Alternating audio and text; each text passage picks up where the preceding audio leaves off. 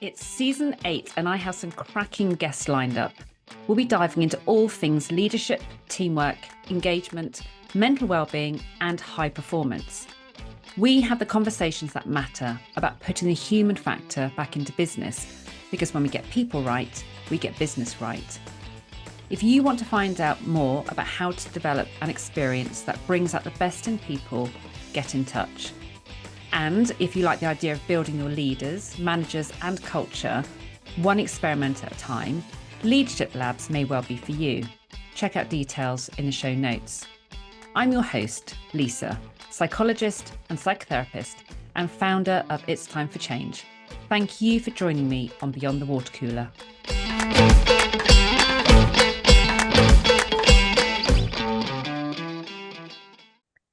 He doesn't look like a CEO. He doesn't even talk like a CEO. And he doesn't even own a shirt. Those are the words of my guest today who posted on LinkedIn this week about being an outsider. And that's one of the reasons I was drawn to him, because he has a very refreshing approach to well-being and to business. So welcome, Jamie Humphrey. Thank you so much. It is an honor to be on this podcast. I really appreciate you having me. Pleasure. So you are CEO and co-founder of ReechUs Wellbeing, which is launching this week. And that's why I was really excited about getting you on this show to talk a bit about wellbeing, because it's very timely and you're very busy. So thank you for joining us. And in terms of being an outsider, you are not only an outsider to kind of the normal stuffy business approach to doing stuff, you're not in the UK. No, I'm not. You're talking to me from Thailand. So I fell in love with Thailand, as most people do when they come here. But I got the opportunity to live here when I was younger and work as a scuba diver. So there was always a massive draw to the people and the food and the culture and everything. And so we kind of were at a crossroads of, do we buy a property in the UK or do we buy one in Thailand? And Thailand won. So that's where we are right now. And if you've never been, I'm encouraging everybody. I am an advocate for the tourist board of Thailand. I'm not really, but I should be an affiliate for the tourist board because it is an amazing place. You know what? So my husband and I are both 50 next year, and we're talking about where to go on a really cool holiday, like a really special holiday with our kids. And Thailand is top of our list at the moment. So I'm going to come, you can be my tour operator. 100%. I'll take you diving. I'll show you around. I'll take you to all the best restaurants. It's one of those places that once you've been once, you just get drawn back to, or you buy an apartment. Yeah. And you know what? I've loved whenever you and I meet and you're like, you might be sitting on your veranda and it starts off really sunny and then it gets dark and it's just like, it's a perfect way of living. Bear in mind all the rain we've been having in the UK recently. So I wanted to talk to you about well-being, and I think it's always really interesting. Part of my role is so broad that I do stuff around well-being, and then I might have a bit of a focus for whatever reason on leadership, and then people go, oh, don't you just I thought you did that well-being stuff, or they'll say, I thought you did that kind of workplace culture stuff, and you're like, they're all really, really linked, and if you haven't got that by now, you're missing something. And I haven't actually talked specifically about well-being for a little while, and so I wanted to hear about your story about why you're focusing on it and how you're focusing on it in a different way that makes it more meaningful, because it's something that we have been talking about for years and years and years. And but we know from the data and stats, in the news, that well-being is still becoming a bigger and bigger problem month on month. So something isn't working somewhere. So tell us, James, start by telling us how you got into setting up a company around well-being, bearing in mind that's not your that's not a typical career path in doing scuba diving and stuff. Yeah, it still sounds bizarre when people say put the letter CEO next to my name. It sounds mad to me. I don't even like being called sir. So this whole thing has kind of come out of nowhere. So yeah, I mean, I was a scuba diver for years and I was quite happy being a scuba diver. I got to travel the world. I got to live in Thailand and the Caribbean. I got to work on boats. And eventually I had to come back to the UK. And when I came back, I was probably about 8 years behind everyone else who had kind of graduated and got corporate jobs and grad schemes and all that kind of stuff. And so I was like, well, I'm not really sure what I want to do, but I want to work with people. So I'll start working as a personal trainer as a little stopgap, and then I'll kind of figure out what I want to do. And realized pretty quickly that I was addicted to taking someone who's struggling and kind of leveling them up. So that stopgap became a mini career.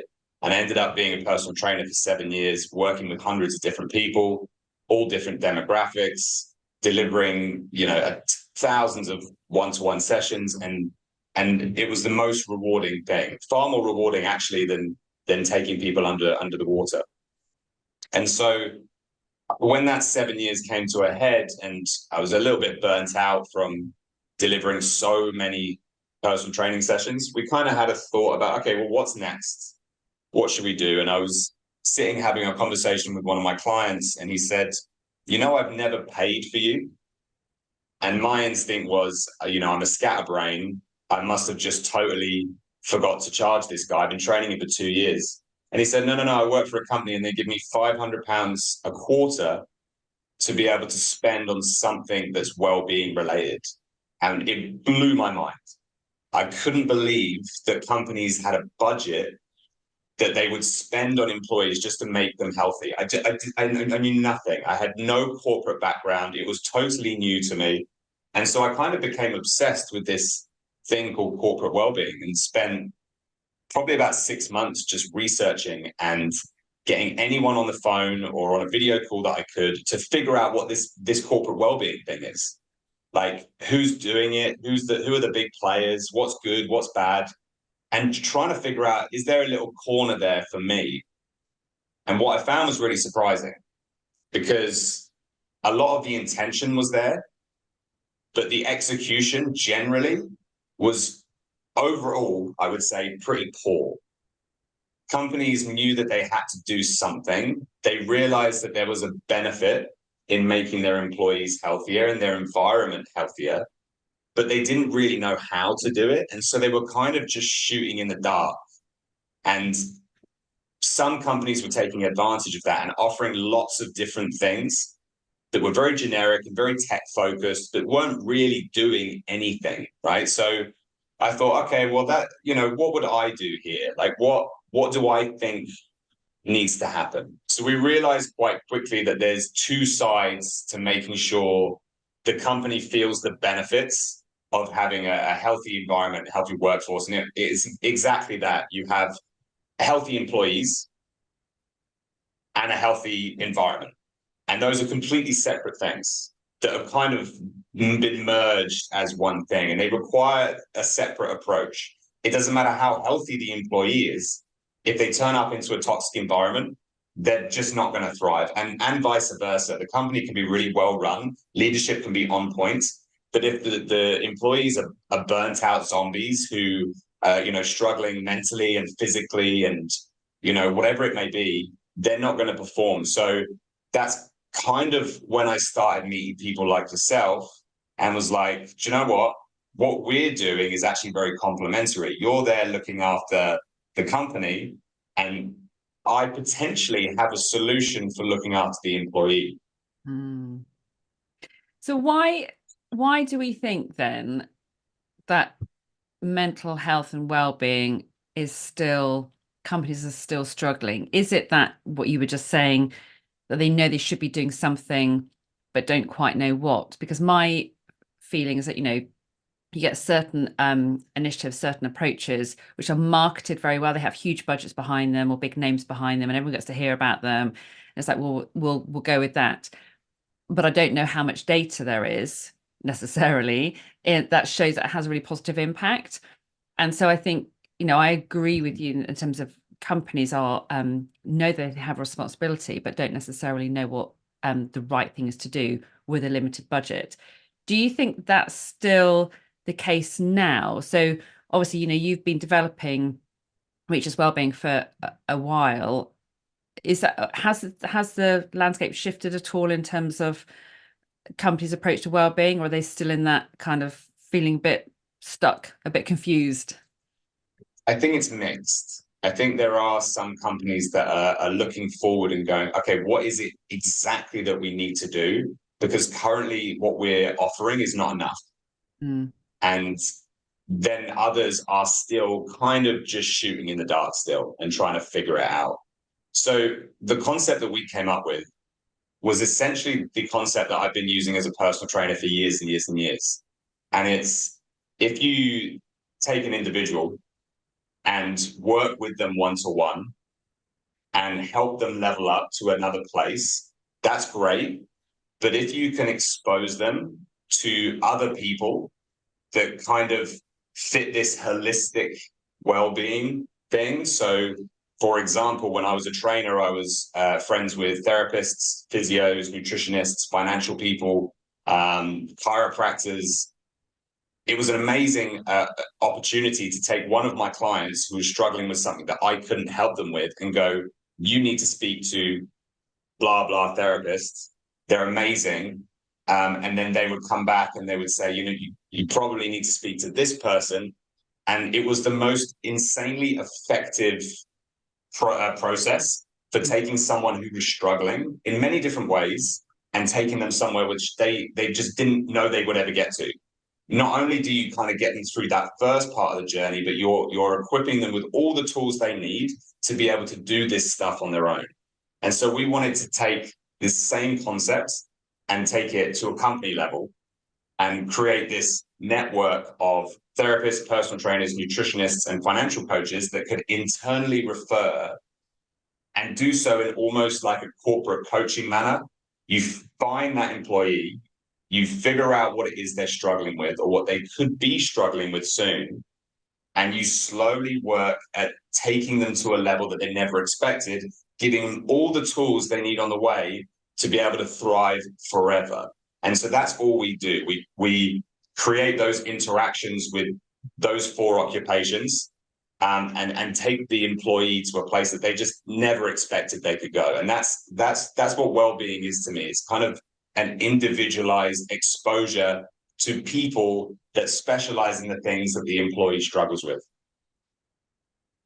I like that. And you know what? I think it makes so much sense pulling those 4 areas together and being able to support a client in terms of recommending what else they might benefit from and who would be a good person to go to. Because one of the things I hear, and I heard it yesterday, so one day a week I wear my psychotherapy hat, and someone was saying that they have seen therapists of one description or another since they're 14. And this was an adult, sort of later on in life. And you just think, gosh, they're like, I can't find the right fit. And actually it's a minefield. If you decide, you want some help with some financial well-being, or you want some help with, physical fitness or whatever it might be, it's like, where do you go? You might Google something, or you might ask someone, hope that they know, or depends on how well your company are already on board and get it and are actually advertising support services. It's really ad hoc. And it kind of it's a bit like, people talk about the postcode lottery. It's like kind of the lottery of the organization you're in. How informed are they, and how much are they informing the employees? And there's a big gap, isn't there? Massive. So that friction level is huge, right? So if you're a person who needs help, one, you might not necessarily know who it is you need to speak to. 2, finding maybe a group of those people that you can then kind of look through and choose, then having the first interaction with them, then deciding to have an ongoing relationship with them. It's really hard, like really hard. And the environment, I mean, I've had therapy and it was actually really, really hard to find someone that I resonated with. And so for an employee or an individual working in a company to use some of the service the employer has, at the moment, we just didn't think it was good enough. We didn't think it was easy enough for them to find the right person. And so we thought, okay, well, what are all those obstacles? Like, what are the things that employee would struggle with? One, knowing which person they need to talk to. Okay, cool. We'll include that in our program to make it clear who they need to speak to. 2, do I get a choice of the person I speak to? Okay, cool. So we'll have a list of different providers, let's say it's therapists, they can go through their bios, they can look at their welcome videos, they can say who, how, and why they help. Then they can have a consultation with that person, see if they resonate, and then they can continue after that. 3, who do I need to speak to next? That person that they've already spoken to can internally refer and say, okay, speak to this personal trainer, or I think that a nutritionist would really help with that issue. And so it's almost trying to remove all the barriers that you're talking about. Number 4, is it anonymous? Another reason that a lot of employees don't reach out to their EAP program or whatever it may be is because they're like, will this get back to the company? So finding a way to incorporate that into what we're doing as well to make sure they understand that everything they do is anonymous. So they can have all of these services, they can talk to all of these people, and none of it will get back to the company. So it's about kind of just removing obstacles for that person. And I guess the last one is they don't have to pay, because that's the biggie. Most people do not have the money for a personal trainer. All of my clients were people that worked in London, that had high paying jobs, all of this kind of stuff. Most people don't. Therapy is another one. A lot of people just don't have the money to speak to a therapist. Financial coach, like I come from a low income background. There's no way anyone that I grew up with would be thinking, oh, I need to speak to a financial coach. It's just so outside of our realm, the concept of it, that, it would just never happen. A nutritionist, another one. Again, it's like these are all the sort of things that rich people have access to. And we wanted to kind of change that a little bit. I think it's a really good point actually about the things like the nutritionist and the financial well-being, because it's that classic situation that people don't know the benefits they can get from something if they haven't got a really glaring problem, which is like, something to do with nutrition or something to do with finance, that means they have to take action. They just like, oh, it's just not for me, I don't need that. But as soon as someone engages with a specialist in a particular area, it's like, wow, I didn't realize I could learn so much, I could improve my life so much. And you hear that about, people who say, oh, I have a therapist or I have a personal trainer, and actually I think everyone should have access to one. And there's people who are accessing it who realize the benefits, who then talk about the fact that it should just be standard. But people who don't, it's not, sometimes it's the financial barrier, and I think that's a big barrier for a lot of people. But I also just think it's the barrier that people don't even realize the benefit they could get. Like, why would I want to 100%. spend time talking to a nutritionist? I'm fine with my diet. And suddenly when they realize how little tweaks they can make, they're like, wow, it makes a massive difference. 100%. Nobody in my community back home or my education system as I grew up said you need to talk to a specialist outside of the NHS. Whether that's exactly these things, a therapist or a life coach or a nutritionist or a personal trainer. No one suggested it. Nobody. No one in those circles. So I think there's a lot of people being left out. Do you think there is still a stigma around people seeking support around physical training? I think is quite an interesting one, because I think a lot of people go, it's about me bettering myself and becoming fitter and stuff, and maybe nutrition. But I wonder if there's still a bit of a taboo around stuff around financial well-being. Does that suggest that I haven't got a grip on my finances, or I'm seeing a therapist? How does that mean I'm struggling with my mental health or well-being, and that means there's a problem with me? And I kind of wonder if you're still seeing that kind of stigma or taboo, or actually if you're seeing that things are shifting on a little bit. Yeah, I think with the financial stuff, I think it's less of a stigma about I haven't got my stuff together, more of a fear of realizing that they don't have their plans together. Their pension isn't what it should be. There's a lot of debt potentially. They maybe haven't saved as everyone should. It seems like everyone is telling them they should. So I have this all the time, especially when I was growing up. I would never look at my bank account. I just wouldn't. It was better to just not know. And so the idea of reaching out to a financial coach is scary because it exposes potentially a lot of the mistakes you made with money along the way. And Brits are terrible at talking about money. So it's even worse here than anywhere else in the world. In Asia, it's very different. In Asia, they communicate a lot more about money. The financial education for kids is a lot better. the advice is better. I mean, I had Asian clients when I was back in the UK, and they would tell me about some of the family conversations they would have about money, which we would never have. I had no idea how much my parents were earning when I was a kid. I had no idea how much they were mortgage they had or how much our house was worth. I knew nothing, right? And yet these conversations are so normal. So I think it's that more with the financial stuff. I don't know if you'd agree with that, or something that you've kind of seen. Yeah, I think it's a really good point, actually. It reminds me of a conversation we were having around our dinner table the other day, um, when our kids were trying to, I can't remember the context, but they were trying to work out how much our mortgage might be, our mortgage payments each month, and you're like, wow, they have no idea. And it's true, actually. We just don't talk about how much people earn or how much people spend, or it's you remind your kids that life is expensive, and if you want to go on holidays, that's why we have to work and we have to do certain things in a certain way, and we can't just throw money away. And so you educate them around how to think about money, but actually people aren't very explicit in terms of the actual costs. Or yeah, I think it's a really interesting one. I hadn't thought about that. Yeah, and I think that the newer generations, younger than us, are gonna struggle even more Mm, because before, if you said to someone, you should be saving money because then you can buy a house, they'd be like, well, that's logical. yeah, Now it's just not the case, right? It just doesn't happen. It's not like you save, you can buy a house. For these younger generations, that's just not going to be a choice that they're going to yeah, have potentially, right? So then the mindset's different for that person. It's like, well, if I sacrifice and sacrifice and sacrifice, I'm not going to get any further. So why would I take that route? That said, if those younger generations spoke to a financial coach, they might be able to advise them in a different way. It might not necessarily be the traditional route is appropriate. It might be that they could invest in something or whatever it may be. I don't know. I'm not a financial coach. So I think that the need for financial coaching is going to get much higher.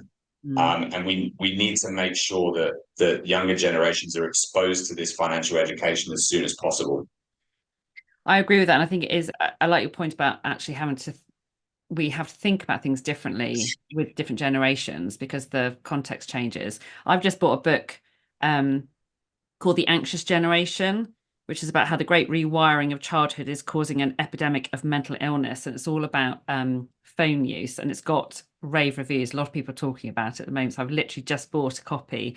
But I think, again, just thinking about, and again, the stats around mental ill health, the younger generations, I think it was something I was reading the other day, a report about 18 to 24-year-olds, um, staggering problems around mental health. If you look at the stats around that, they're the people going into our companies. Those are the people, our employees. And if they're going in with struggling with stuff, and recognizing the context we're in now, which is everything's very immediate. It's very, we are all connected via devices, and actually is having an impact on how we access stuff and how we think about stuff and just how we behave. And we have to make sure we are recognizing that and supporting that generation with how they engage and how they interact with the world, rather than, how we used to think about mental health and well-being 10 years ago or even 5 years ago. Yeah, 100%. I totally agree. There's challenges that we'll never even know about, right? That these younger kids are gonna struggle with. But they're also their brains are wired differently. So they're almost a resource as well. Like they're going to achieve things that we never thought were possible as long as we support them in the way they need to be supported. I was kind of on the cusp of this technological change. So I remember when I went to school, we had computers that came in, and we learned how to use a computer. And then when I got to kind of 15, 16, mobile phones were generally pretty normal things to have. There was no camera phones or anything like that, but everyone could kind of text each other or whatever else. Email was sort of a thing that some people did. Mm. And then now you think how much access these kids have to the world and how much of an understanding they have of it, what they could achieve is, almost unfathomable. It's they have access to everything. They have the ability to think more critically because they have more access to the right information, potentially the wrong information as well. So yeah, it's something that I think we're going to need to kind of figure out along the way. Yeah, I agree. And I think also my kids have just started getting the week newspaper, so aimed for young people. And yesterday evening, we were having a conversation about wars around the world and how they came about, and um, different groups. And, and my 11-year-old is just asking all these questions and giving back a huge amount of information that he's gleaming from this, these publications that are aimed at his age group. They are so informed, but again, with that comes the awareness of the world we live in. We no longer live in that little bubble. When I was his age, I didn't know any of this stuff, because we weren't connected. We didn't have access to all that news. And, I spend my days playing on my bike or in the fields or whatever. And now it's like we're having conversations about stuff that I would be having potentially with my friends. And actually that also adds to that sense of potential anxiety or questioning, and just trying to think all the time about the world we live in. People are so much more aware, and that's going to impact on how we show up and how we function. 100%. Like, what are your biggest concerns at the moment as a parent in this regard in terms of mental health? I think for me, it's again, so I've got 11 and 13-year-old. It is that being what they can access online. I mean, we have everything massively locked down. My husband works in cybersecurity, so he's very aware. But for me, it's about access to that, and also, even if you're not on a device, just that comparison with your peers.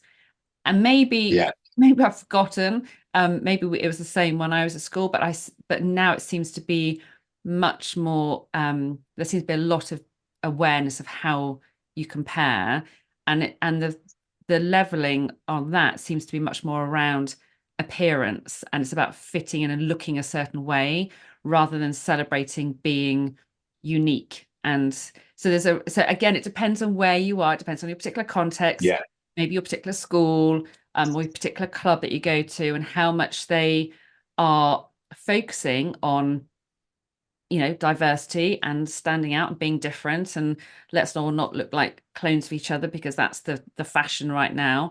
And how many just don't think about that, and which I think really mirrors companies around how they are looking at individual employees. You talked in one of your posts on LinkedIn, I think, or it might be on your website, about robots, and we've got to stop thinking about, whether it's a workforce or a generation of people as robots, where we can just have the same approach that applies to all of them. We've got to look at individuals and look at where they're at, and not just assume that, a particular individual who looks like this will operate or think the same as the other people who also look the same.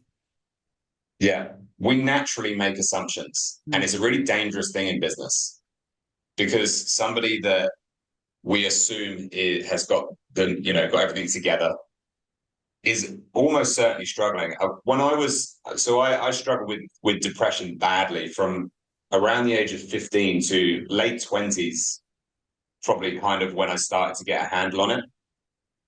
And when I eventually reached out for help and spoke to my closest friends, they could not believe it.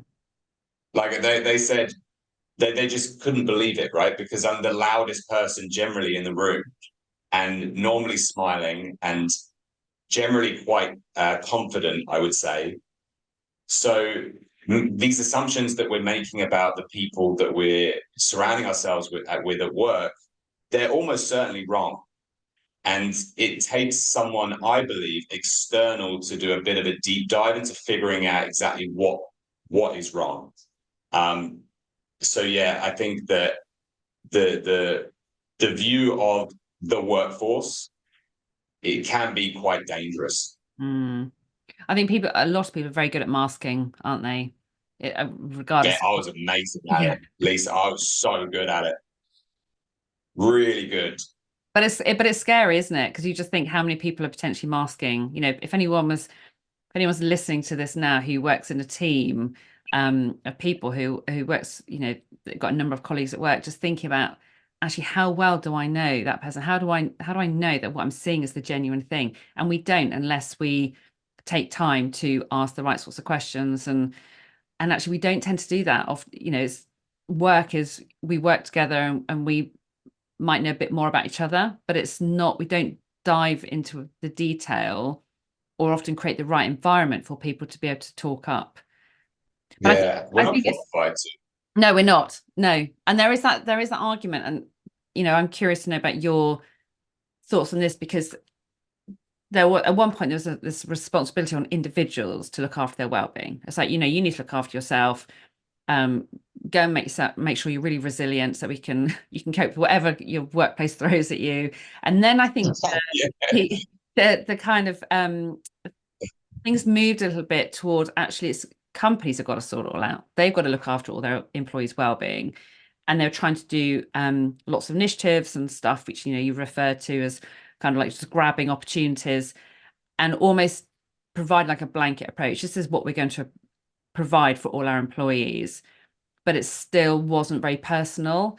And it feels now as if there's going back to a better blend of looking at actually what individual needs are and how we meet that, as well as the organization looking at the culture, the environment that people are going into day in, day out. But I still think it's an interesting dilemma because a lot of companies will say, we can't possibly look at individual needs. We don't have the resource to do that, or how can we possibly make that work? And I think hearing what your model is providing means that actually people can meet individual needs, but again, through one consistent program, if you like. yeah, absolutely. It's tricky. Like it's hard. This Mm, organization was put together predominantly to make money, whatever the company is, right? Or if it was a charity, they all have a purpose. mm, The people are integral to that, but they are not the priority. The priority when the creation of the company was for something else. And so it's an afterthought. And it's only, I would say, a very recent afterthought, like an afterthought maybe that's been taken seriously. And I think we're kind of finding our feet on exactly what the best solution looks like.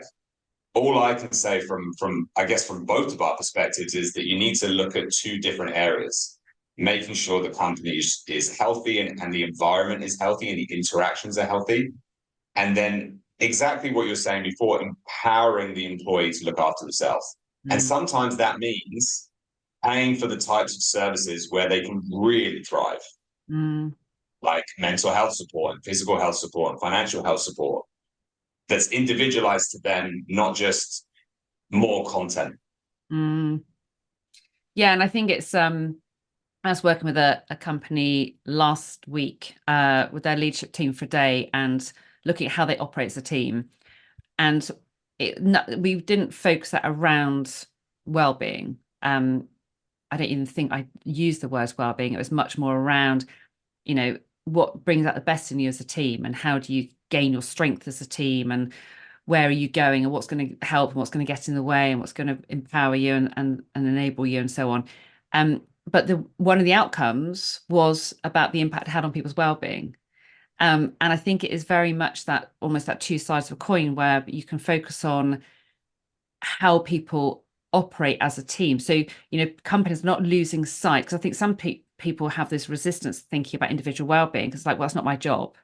It's like, well, I'm an employer. I want you to come and, like you say, the purpose of my company is this over here. It's not to look after your individual well-being.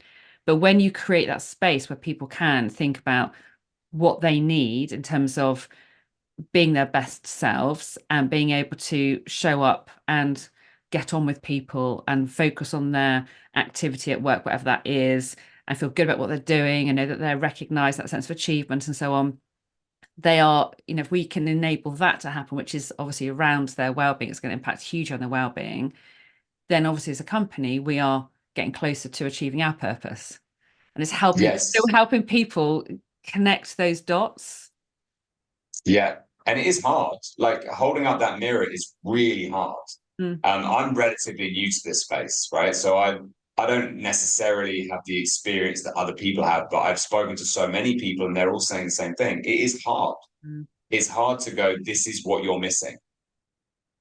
Because a lot of companies don't want to hear what they're missing.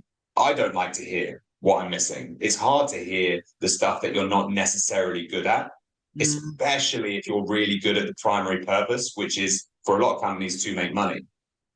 And so it takes a company and it takes a senior leader that I think is quite brave, quite bold, quite forward thinking to take the sort of steps that would, I don't know, include programs like ours, where they're thinking outside of the box of what is our primary purpose here, mm. i.e. make money. I think it's also an interesting, or there's going to be an interesting shift for us. I don't know if you've heard on the news, again within the last week, about the government's decision to reduce the number of sick notes around. Um, and obviously that's being met with some resistance from some, and other people saying, well, great, we should be getting people back into work. My view on that is that a lot of people who are, sometimes I get to see people who are off work, have been signed off work, but they have lost then their sense of meaning and purpose. They've lost their sense of connection with people. They've lost their sense of status. They don't feel good about themselves. The resulting problems is, that's all the stuff that if your emotional needs are not met, it adds to that sense of depression and anxiety and so on. There's a real kind of balancing act. And I wonder what the impact's going to be on, again, on employers in terms of having people who are not being signed off, who are now expected to be at work, but who don't necessarily feel equipped or okay enough to be at work. And it's about helping them. You were talking earlier about having given people the tools that they can use forever. It's about upskilling people. You talk about leveling up. It's about making sure that all these individuals who at the moment don't quite feel they're fitting into work and need the time out of work, but they're not going to do that long term. How do we support them back in the company? I can imagine a lot of leaders at the moment scratch their heads thinking, gosh, we're going to have these people coming back. What do we do? Yeah, yeah, absolutely. I don't know exactly how I feel about this decision either. Um, it's very easy to kind of feel emotional about these kind of decisions and lean one way or the other. If it is going ahead, I hope that the good stuff comes from this, which is, as you say, leaders step up and they go, okay, well, these people are coming back. What do we need to do to make sure that this is viable? And that essentially is going to come and appear as more support. Mm, Um, it is hard though. Like I empathize with everybody. I'm a very, very people focused person.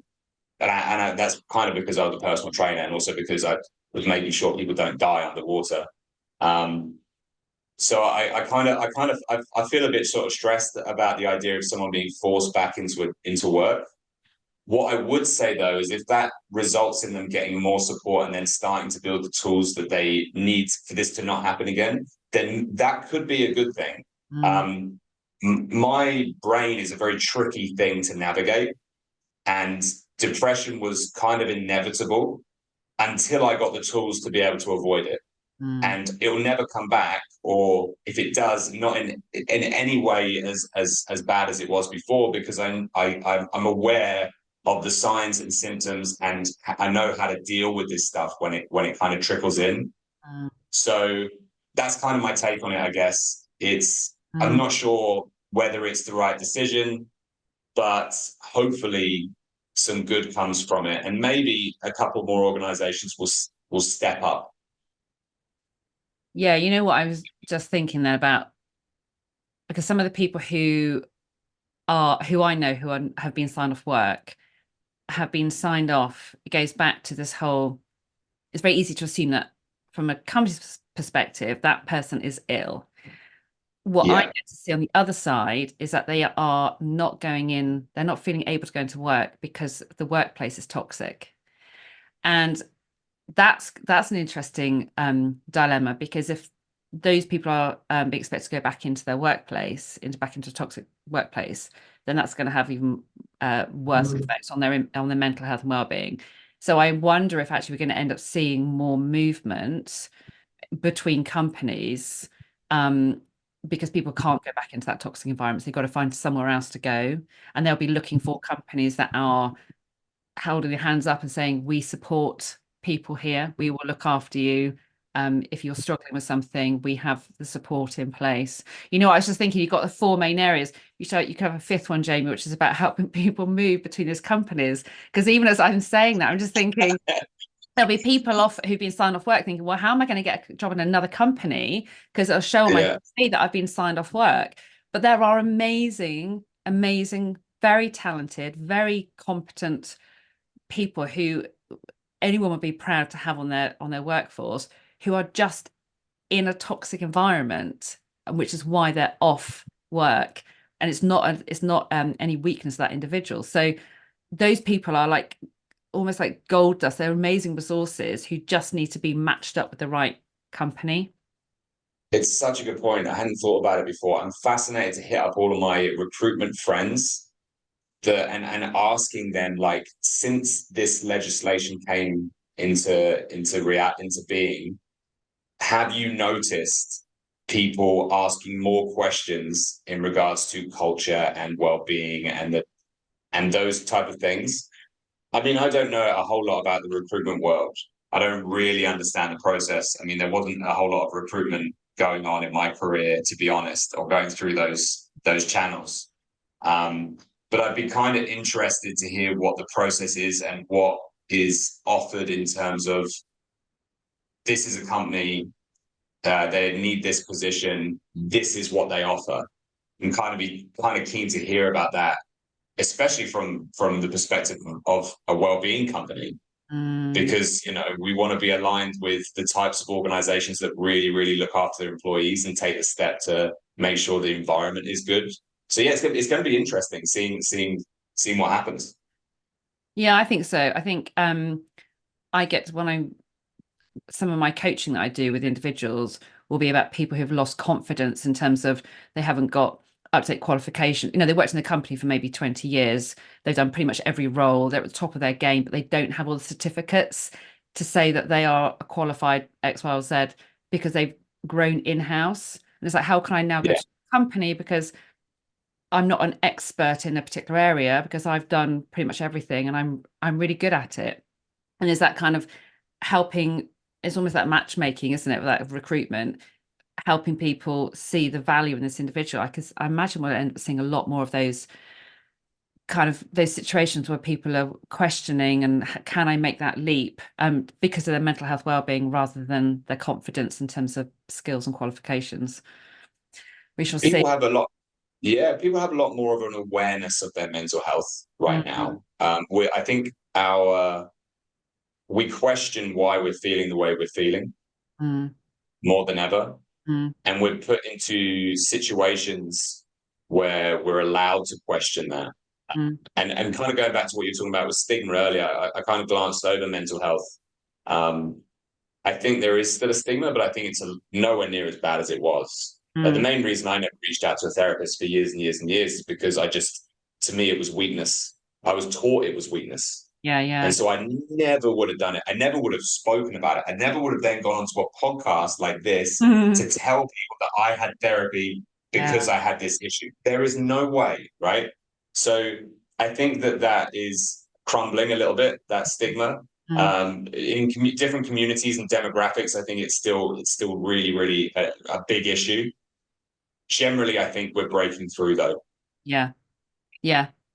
So tell me so you mentioned earlier on about EAPs, and again, I'm just second guessing because of feedback I get from when I'm in different companies. I can imagine people talking about, well, we've got an EAP that covers all that. Now, the side I see, and again, I don't get involved with the EAPs, but the criticism I hear is that people say, well, we have EAPs, but they're not used.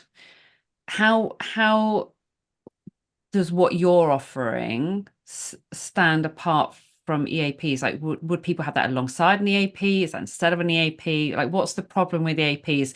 Explains to someone who doesn't know a huge amount about them.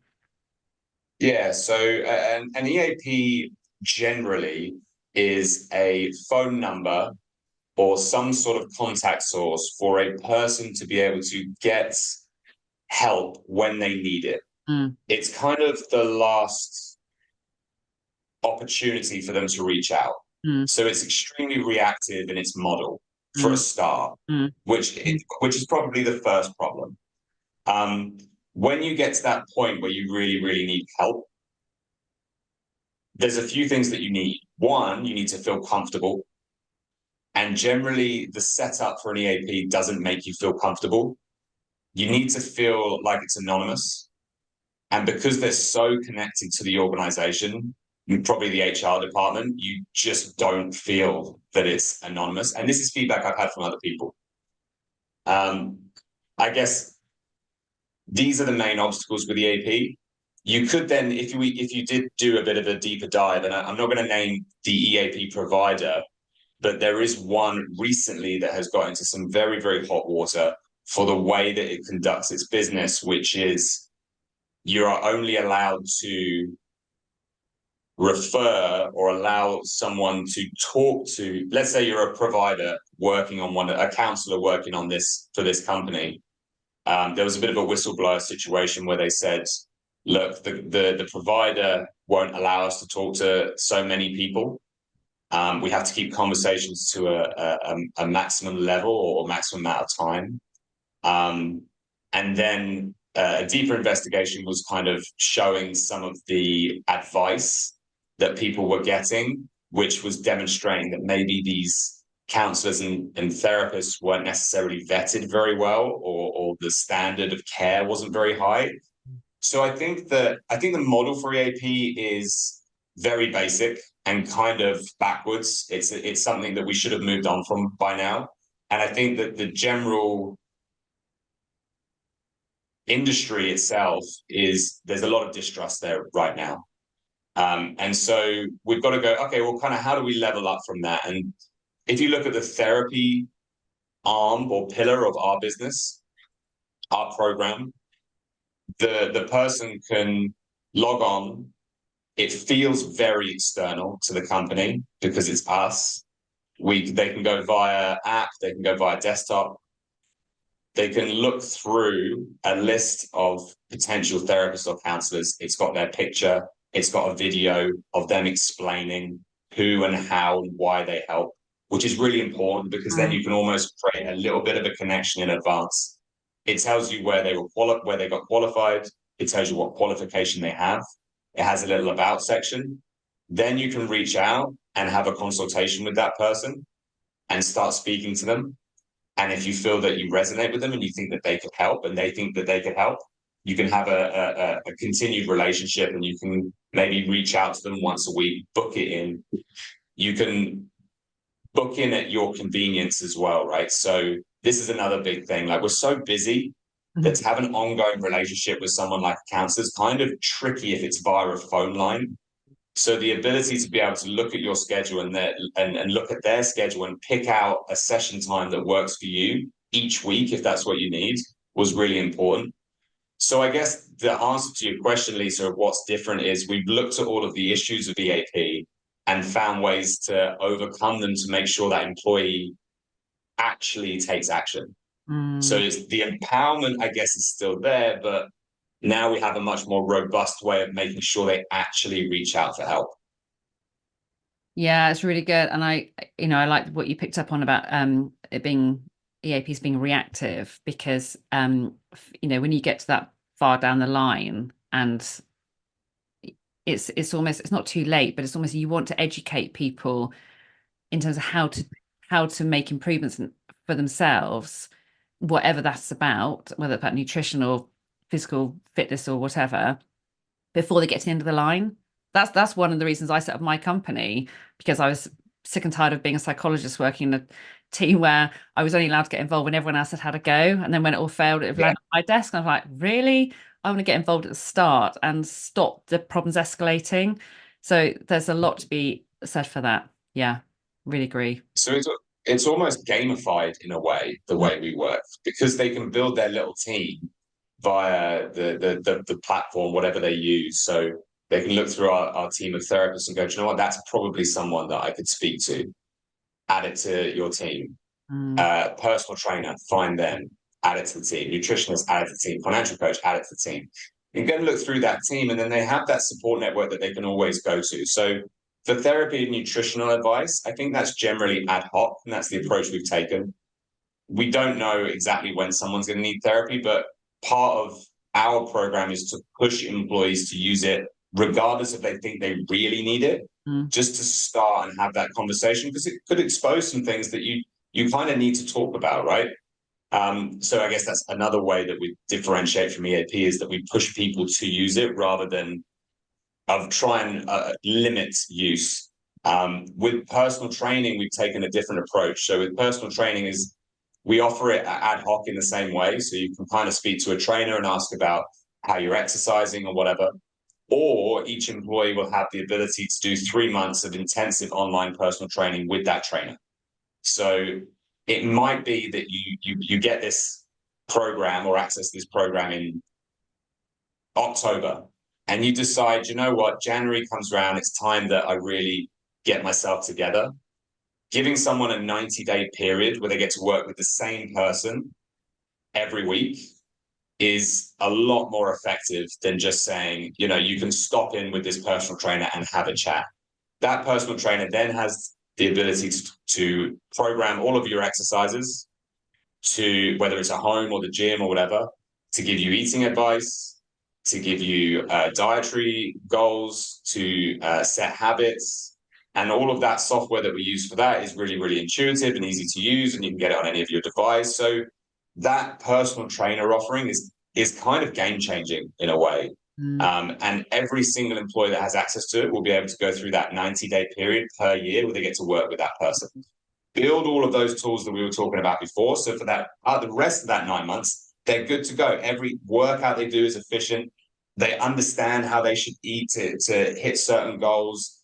And then that kind of just ties in with everything else. Because if you feel good and you're energized, mentally you're going to feel better, right? So that's kind of the approach we had with the personal training element. And then the financial coaching side, we wanted again to take more of a programmatic approach.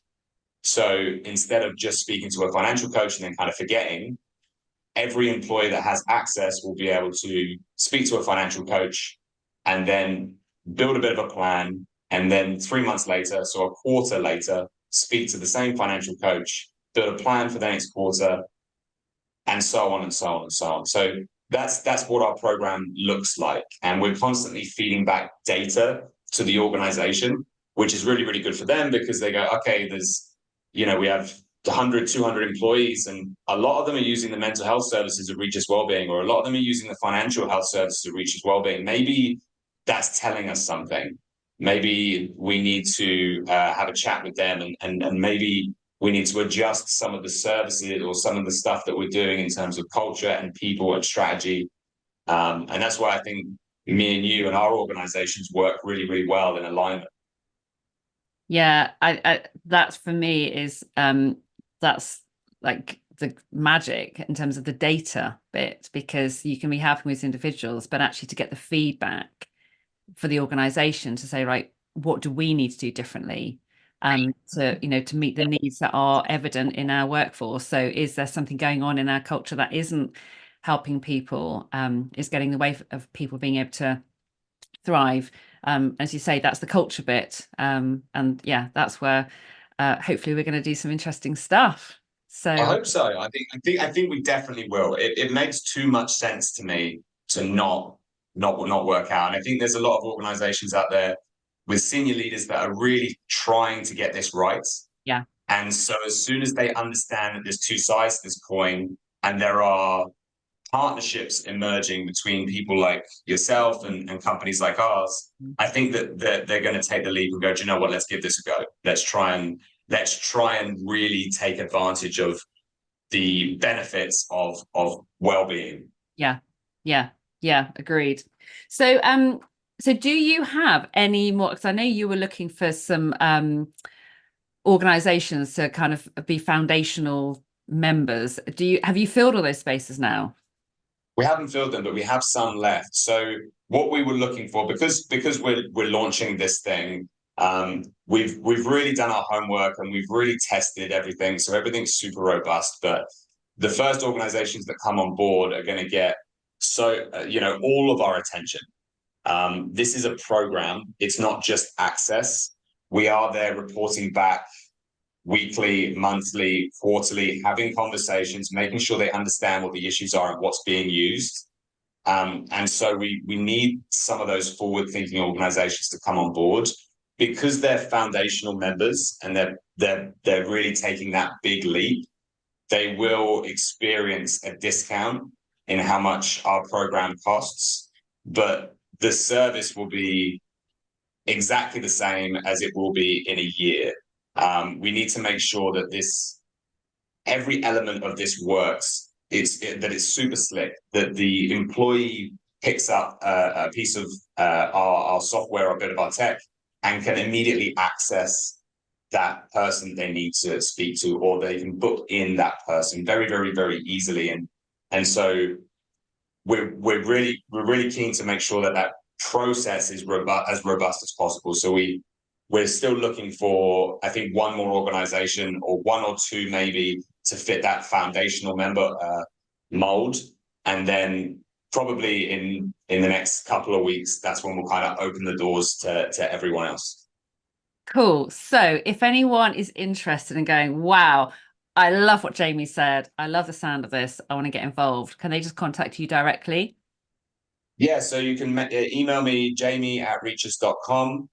You can email info@reechus.com. You can go onto my LinkedIn page and send me a DM and we can have a conversation. I can talk about exactly what we do. I'm super keen on being very transparent and open. We consider everyone that works with us a partner, not a customer. We're there to make sure that your employees actually use this thing. And so you can be sure that this is something that will really make a difference. And I guarantee that we will do as a team everything that we can to make sure that your employees are supported. Jamie, I have really enjoyed hearing you talk about well-being. And, the thing I love about these conversations is I wanted to understand more about ReechUs Wellbeing and how that stands apart from what already exists. The whole idea is you're coming in and disrupting things a bit with a novel approach, which is great. I love the fact that our conversation has gone off in all directions, talking about kids and everything else. And I think it's such a broad topic that it touches on every aspect of people, wherever they are, whatever age they are, whether they're working or not working. So in terms of the focus on wellbeing today, it's been really, really interesting. My head's buzzing. As soon as we press stop recording, I've got a gazillion things to talk to you about in terms of how we're working together. Thank you so much. And good luck with the launch this week. Thank you so much. That's really, really exciting. I wish you all the best because you are a breath of fresh air in terms of just how easy you are to engage with. And I think what people are seeing and hearing today shows you in a really good light. And for me, that counts for everything. It goes back to that, the connection, the rapport, and the people you work with, whatever that's about, you have to like them and get on with them and know that you can just be yourself. And you certainly can with you. So thank you so much, Jamie. Really grateful for I appreciate it. Thank you for having me. It feels, I genuinely am honored when people, ask me to engage in this way, and to be on your podcast is a pretty big deal. So thank you very, very much. I've loved it. Pleasure. I hope you enjoyed that conversation as much as I did. What have you taken from it? What has it inspired you to think about or do differently? Please give the podcast a simple thumbs up on Apple or wherever you listen to your podcasts. And I'd be especially grateful if you leave a short review. It makes a real difference. If you join the club, you'll be the first to hear about relevant updates and free downloadable resources that are part of developing practice and performance. Do reach out to me directly to discuss your challenges at work. And if we're not already acquainted on LinkedIn, let's connect. All the links you need are in the show notes. Until next time, bye for now.